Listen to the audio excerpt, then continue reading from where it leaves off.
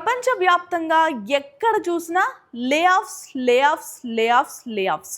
అసలే మన ప్రపంచం మొత్తం కూడా ఈ యుద్ధాలు, అనిశ్చితి, డబ్బుల విలువ అంటే ఇండియాతో మాట్లాడుకుంటే రూపాయి మారకం విలువ ఇవన్నీ పడిపోవడం ఒక ఎత్తు అయితే, మన స్టాక్ మార్కెట్లు ఇంత గందరగోళంలో ఉంటే మనకి లే ఆఫ్స్ ఇంకొక గందరగోళంగా మారిందండి. ఇప్పుడు చాలా కంపెనీస్ టెక్ దిగ్గజాలన్నీ, సిలికాన్ వ్యాలీలో ఉన్న టెక్ దిగ్గజాలన్నీ కూడా లే ఆఫ్స్ పరంపర కొనసాగిస్తూనే ఉన్నాయి. సో ఆ బాటలో జాయిన్ అయింది వొరాకిల్. అసలు వొరాకిల్ ఎంప్లాయీస్ ఎవరైనా ఉంటే గనక నిజంగా చాలా అయితే వింటున్నాం రీసెంట్ డేస్‌లో ఒరాకిల్‌లో ఎంత భయంకరంగా ఉంటుంది సిస్టమ్ అంటూ కూడా. సో వ్యూవర్స్‌లో ఎవరైనా ఒరాకిల్‌లో ఎంప్లాయీస్ ఉంటే అది వాస్తవమా లేదా కామెంట్ రూపంలో మాకు తెలియజేసే ప్రయత్నం చేయండి. ఓకేనా? ఈ వీడియోలో నేను చెప్పబోయే విషయాన్ని చాలా సింపుల్‌గా చెప్పే ప్రయత్నం చేస్తానండి. ఇప్పుడు మీరు చాలా ఇష్టంగా ఒక గులాబీ చెట్టుని పెంచుకున్నారు. అది చాలా కాలం వెయిట్ చేసి, అంటే 4 సంవత్సరాలు వెయిట్ చేసిన తర్వాత ఒక పువ్వుని అలా వికసింపజేసింది. ఆ పువ్వుని మీరు చూసి మురిసిపోయే లోపే నాలాంటోళ్ళు ఎవరొకరొచ్చి ఆ ఫ్లవర్‌ని ఇలాగా చిదిమేస్తే మీకెలా అనిపిస్తుంది? ఎంత బాధగా అనిపిస్తుంది? సో, ఇప్పుడు నేను చెప్పే విషయం కూడా అదే.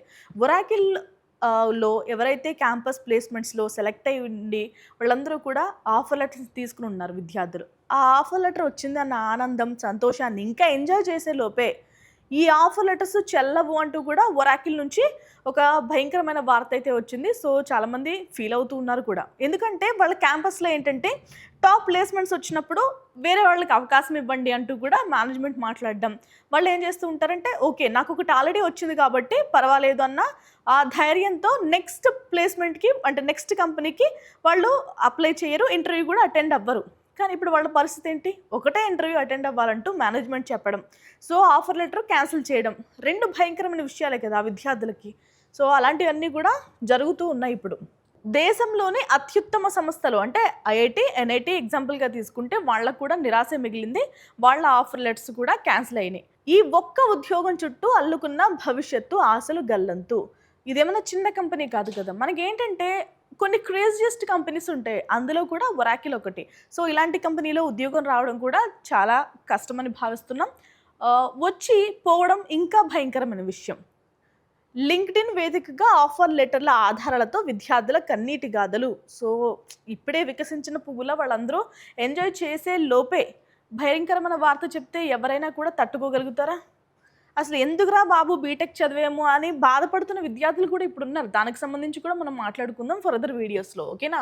మనకి చూడండి, క్యాంపస్ ప్లేస్‌మెంట్స్ ప్రకారం విద్యార్థులు ఒకేసారి ఒక ఆఫర్ మాత్రమే అంగీకరించాలి. సో, ఇప్పుడు ఒరాకిల్‌లో నేను ఆఫర్ లెటర్ తీసుకున్నాను. ఒరాకిల్ ఆఫర్ అంగీకరించినందున ఇతర సంస్థల ఇంటర్వ్యూలకు వెళ్ళే అవకాశం శాశ్వతంగా కోల్పోవడం. సో, మేనేజ్మెంట్ ఏమనుకుంటుంది? సో, గాయత్రికి ఆల్రెడీ జాబ్ వచ్చింది కదా ఒరాకిల్‌లో. సో, వేరే వాళ్ళకి ఇద్దాం అని అనుకున్నప్పుడు ఇప్పుడు నేను జాబ్ కోల్పోయాను. నా మానసిక పరిస్థితి ఇవన్నీ ఎలా ఉంటాయి ఒక్కసారి ఆలోచించండి. అసలు రీజన్స్ ఏం చెప్తున్నారు? ఆఫర్ లెటర్స్ క్యాన్సిల్ చేయడానికి రీజన్స్ ఏంటంటే అంతర్గత పునర్నిర్మాణం, ఇంటర్నల్ రీస్ట్రక్చరింగ్. సో, ఇంటర్నల్ స్ట్రక్చరింగ్‌కి ఇంకా అడ్మిట్ అవ్వని విద్యార్థులనే తీసేయాలా? ఆల్రెడీ ఒక పక్క లే ఆఫ్స్, మరో పక్క ఇంకా రిక్రూట్ చేసుకొని విద్యార్థులను కూడా తీసివేయడం. కొత్తగా నియమించుకుంటున్న విభాగాలనే పూర్తిగా మూసివేసిన సంస్థ. విద్యార్థులకు ఎలాంటి ముందస్తు సమాచారం ఇవ్వకుండా చివరి నిమిషంలో తీసుకున్న నిర్ణయం. అత్యంత నైపుణ్యం అలాగే శ్రమించే తత్వం ఉన్నప్పటికీ రోడ్డున పడ్డ ఫ్రెషర్స్. సో, చాలామంది ఫీల్ అవుతున్నారు అనవసరంగా బీటెక్ చదివానని. సో, మీరు కుదిరితే అంటే ఇప్పుడే ఆల్టర్నేటివ్స్ ఏమున్నాయి అనేది చూసుకునే ప్రయత్నం కూడా చేయండి. ఎందుకంటే ఎప్పుడు లే ఆఫ్ ఉంటుంది, ఎప్పుడు పింక్ స్లిప్ ఇస్తారని భయపడి జాయిన్ అయ్యి చేసే కంటే మీకు ఇంట్రెస్ట్ అనుకోండి, వెల్ అండ్ గుడ్. లేదు నాకు వేరే ఫీల్డ్ కూడా ఇంట్రెస్టే అంటే కనుక ఖచ్చితంగా బీటెక్కి ఉన్న ఆల్టర్నేటివ్స్ ఏంటి అనేది నేను మరొక వీడియోలో చెప్తాను.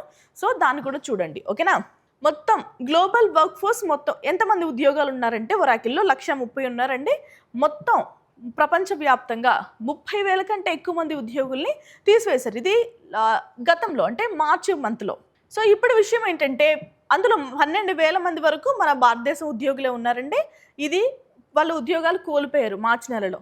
50% దేశంలోని మొత్తం ఒరాకిల్ వర్క్ ఫోర్స్‌లో ప్రభావితమైన వారి శాతం. సో, దేశవ్యాప్తంగా 50% వరకు మన ఇండియన్స్ ఎఫెక్ట్ అయ్యారు డైరెక్ట్‌గా. 50% అంటే విత్ ఫ్యామిలీస్ ఎఫెక్ట్ అయినట్టే. ఇక్కడ ఇంకొకటి ఏంటంటే ఆల్రెడీ ఎక్స్‌పీరియన్స్డ్ ఉన్న ఉద్యోగులను కూడా ఉంటే ఉండండి, లేదంటే వెళ్ళిపోతే వెళ్ళిపోండి అన్నట్టు కూడా మాట్లాడుతున్నారట. అంటే మనకి శాలరీస్ కానీ హైక్స్ కానీ ఈ డిస్కషన్స్ వచ్చినప్పుడు ఇచ్చింది తీసుకుంటే తీసుకో, లేదు అంటే వెళ్ళిపోతే వెళ్ళిపో అన్నట్టు కూడా మాట్లాడుతున్నారట. సో చర్చలకు ససేమిరా అన్న ఒరాకిల్ ఇస్తే తీసుకోండి లేకపోతే వదిలేయండి అనే అత్యంత కఠినమైన మరియు తుది నిర్ణయం. సో ఇంత భయంకరంగా ఉన్న సాఫ్ట్వేర్ కంపెనీల యొక్క బిహేవియర్ మనకేంటంటే కార్పొరేట్ కల్చర్ కానీ కార్పొరేట్ స్టైల్ కానీ చాలా బాగుంటుంది. ఫెసిలిటీస్ కానీ ఫుడ్ దగ్గర నుంచి ఏం మాట్లాడుకున్న ట్రాన్స్పోర్ట్ ఇవన్నీ కూడా బాగుంటాయి. శాలరీస్, హైఫై లైఫ్ ఇవన్నీ మాట్లాడుకుంటాం కదా. కానీ ఎక్కడైనా రెస్పెక్ట్ కనిపిస్తుందా రీసెంట్ డేస్లో? మనకి ఒక్కసారి స్టాటిస్టిక్స్ మాట్లాడుకుంటే మనకి ఇప్పటికేనండి, అంటే ఇప్పుడు మే నడుస్తోంది, ఇప్పటికే మనకి 1,03,000 లే ఆఫ్స్ అయితే జరిగాయి.